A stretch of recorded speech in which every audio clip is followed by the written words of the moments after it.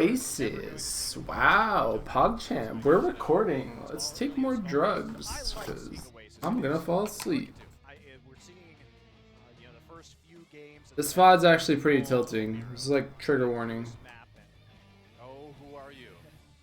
Miro looks very pleased with himself right now. He always does. He always has the Miro smirk. I call it Miro face. This little self-confident smirk. Where it's like, yeah. Watch Immortals vs. Ghost. Yeah, it's in my Twitch VOD somewhere. I didn't put it on YouTube because that VOD sucked. Have to pull a little bit more of the Reinhardt duty now that Dean is off the roster permanently. It's going to be an interesting best of 5 as we get into Oasis and see who takes the early lead.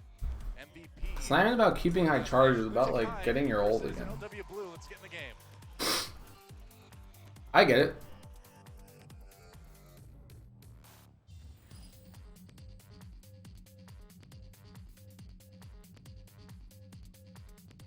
I was pretty underwhelmed by Luxury Watch Blue in this series, actually.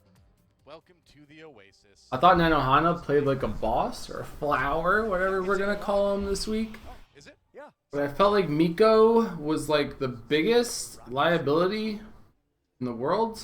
I would love to go there someday and check I out. honestly think Miko was a large contributing factor to their lack of. Well, right now we're gonna see some. Yeah, who are you is definitely a one trick. I hate Lunatic High's comp, by the way. This comp is not a thing. Flower actually run that Pharah. I mean, they might change things up. But Unless they get a Pharah up in here. Up a little bit, so we'll be actually potentially Jaehong on the Mercy to start things out, which would be. I'm down with Pharah Mercy on this map just because of the jump packs and like high ground and how open it is. Like Pharah is just good. I don't think Mercy Genji is a comp. I don't know why Jaehong, the best Hannah in the world, is playing Mercy. I think it's a mistake. And Flower just goes off, man. Like, he just actually has a game. Yeah, he has like a great series. Like, whenever the camera was on Nanohana in this series, I felt like I was watching a frag movie. Like, this guy just hits rockets non-stop. Look at this guy, dude. Because of the merciless flower. Wow, it's a sentence I never. The gamer. Is some great shooting there with the Pharah to start things off. Like, I think he kills the d.va mech suit and then like air shots the d.va out of the suit. Yep, see, dead. That was sick. Yeah, Flower probably took some Adderall before this game. I would have drug tested him. I would have paused the game to drug test him actually after that, because that was a pretty sick opening. Like, he actually went nuts. But Lunatic High stays on this Mercy still for a long ass time. Like, even right here, like, he tries to kill his Mercy. I think he misses a few. I don't know what. Oh, and he's in trouble, man. He's kind of on his own. I would just barrage already. Yep, just barrage everything. There's 2 with it. Alright, so like the thing there too that you have to realize is that he knows that there's no counter ults at all because he had such a crazy first fight that he knows that he's going to have barrage before anybody has anything. But then somehow Zumba gets a 2k there with mech suit, which is kind of crazy. Why not? But they don't really have anything to do. Yeah, Flower might actually be the best DPS player in Korea right now if I had to like pick one. That was a good play from Eska, or not from Eska, from Sabiobi to get rid of the d.va mech. He just blinks into it and he doesn't even care about Fence Macers, because if you get close enough to a d.va you can just pulse bomb anyway, so he knows that range. As opposed to Eska. I felt like Sabiobi out-tracered Eska the entire series, but I felt like Lunatic Luxury Watch's compositions were just consistently worse. Like, I don't know why they're still running. I don't know why they're running d.va at all. I think d.va's bad. Play aggressively forward towards the spawn, see if they can get anything. But Mako chuck himself off the ledge, and LW Blue will. Luxury Watch is going to come in here. They're still running. Both teams are still running Mercy. That's right. The Winston though from Janice is. Does have the resurrection as well. Yeah, Lunatic High really good in terms of their ult economy. They're just gonna skirmish. I mean, they're not really nobody's really running Zarius. There's no obvious combos, and nobody's running Anna, so there's no nano boost. It's just very deathmatchy right now. Gambler very, very low. Can he survive? Looks like he will for now. Jaehong, though, the Mercy that did not make it out. And who are you? Good play from Flower there to keep the Mercy alive. As a good way to sort of zone out those flying heroes. Yeah, not the best use of that Dragon Blade, though. You really. I don't know where Jaehong is right now to get this res, if he's trying to get this res.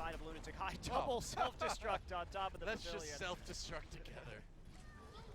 Self-destructing solidarity. That was the name of my punk band's first album in high school. The solidarity of self-destruct. There you go. Self-destructing solidarity. Oh, Flower nearly has that Yeah, I think again. Jaehong res there. I don't know what he res though. Picks Zumba out of the air. But yeah. Flower's just been insanely good on this Flower's just hitting some sick shots. Top tier DPS player. And Sabioli still on the hunt around the perimeter. Like, I'm not going to say he's the best Pharah in the game right now, but he might be the best Pharah in the game right now.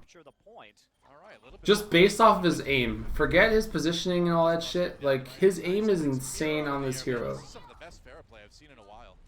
This is really fun to watch. Again, though, he doesn't have any pressure, right? So you're like, oh my god, but what about Tavik? Tavik's really good, but whatever, man. They basically don't have any ults incoming. I was hitting some sick rockets. So LW Blue should be able to pretty easily finish out point number 1 here. Sabioli drops a pulse bomb, takes out Good play from Sabioli. Miro's down. That's 100% worth it. They're just swarming them. There's nothing you can really do against this. Jaehong finally switches to Ana, but it's kind of too late, I think. Problem is, Gambler just Hellspan 2017 lol. Make sure they can just close out this point. Should be easy. Lunatic High going down. Oh, Meko getting the revenge of the mini D.va there. And overtime ticking away. Miro back on the point for just a moment, but he's not going to last. And that should be City Center going over to LW Blue. And what a start for those guys. You know, we saw Hawksall on Runaway able to handle the Pharah with the Genji, but who are you just not able to do it apparently? Well, I think also you have to give some credit to Flower's positioning. He was probably intentionally staying away from that center pavilion so that he was not actually going to put himself in as much of a risky position and have a repeat of what Hawksall was showing how to do with the Genji against the Pharah. But man, that first map was a little rough from Lunatic High because they waited a long time. They committed to that Genji, didn't swap over into heroes that were actually going to be able to take out the Pharah. And that's a bit of a surprise because we know Eska's a great McCree player, and he's going to be on McCree right now, at least showing it for the moment. And they didn't get a lot of value out of the Dragon Blade. Who are you? The towel? We do see some players play with towels over their mice or their keyboards time to time. Yes, some players do have sweaty hands, so it does help. Make sure that, you know... Genji, McCree, Ana, single tank, double DPS. A little risky business on Lunatic High. I guess it's not bad. Probably better on this map than the other one, for sure. A little bit more open, you can get picked out of the air by the Ana sometimes. But if you kill the Ana, that prevents it from happening. Does have to take a break there as he backs away. Who are you on the Genji, looking for some more targets? This Winston is just bullying this Genji. Sabioli kills Jaehong. Eska kills Gambler. I like the McCree here though. Yeah, Eska gets one on McCree already, gets a couple. Gambler does go down. Oh, but he loses a duel. I thought Luna played stupid well, and it's interesting to me too because Luna plays Lucio on this map and then switches the Ana later in the series, I'm pretty sure. So I wonder if that's like a conscious thing or if they did it on purpose or if there was like some tilt there. I don't know what happened here, but Eska will be respawning back here quite soon. Miro lost his shield really weird. He is the one to take up the Reinhardt reigns now that Dean is gone. There's a nice pin after the single mine Earthshatter gets the Zarya though. That's enough to win the fight. Really on this Reinhardt gets another one. And who says Lunatic High? And the crowd goes wild for Team. Oh, nice hook. Prevents a pin, but not the hammer from smacking him down. A little bit of a last-ditch effort there. Wasn't the best. Earthshatter only caught the enemy Zarya, but it was enough. And Miro's Reinhardt is awkward, but I feel like he just doesn't want to play Reinhardt, so he's just kind of like actively mentally dodging it, so it's telling him to play it. I do wonder why Lunatic High didn't try this a little bit sooner on point number 1, but that is a huge boop that just happened. Dude, I want to go back and see a replay of that because that was the moment that all Lucio's dream of. I know. We need to see a replay because I love big boops and I cannot lie. Though. Hey, my other casters can't deny. Yeah. Yep. You do get sprung off the map. That's true. Yep. No doubt. I feel a song. I know, dude. I wish I had like.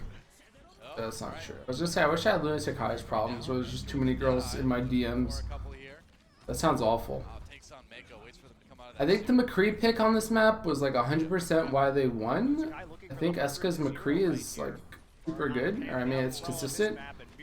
I haven't really felt the Flower impact this game. I think like fundamentally He has struggled on it previously. honestly. The fact they forced Luxury Watch to switch heroes is like actually really big. I mean, Miro's Earthsharers weren't super good, but it doesn't really matter. Such a good Winston. It's really amazing to see him do this on Reinhardt. Now Flower comes in. Gotta watch out though. Yep. Looks like he's got it. Miro does go down. Flower gets 3 in the end. Putting that nano boost to good work. Wow, they were so Yeah, I think the McCree's was good though. There from Lunatic High was they were just trying to control the choke point and kill that D.va and the Reinhardt as fast as possible, but Flower takes the long route around with the Deadeye and everybody's occupied.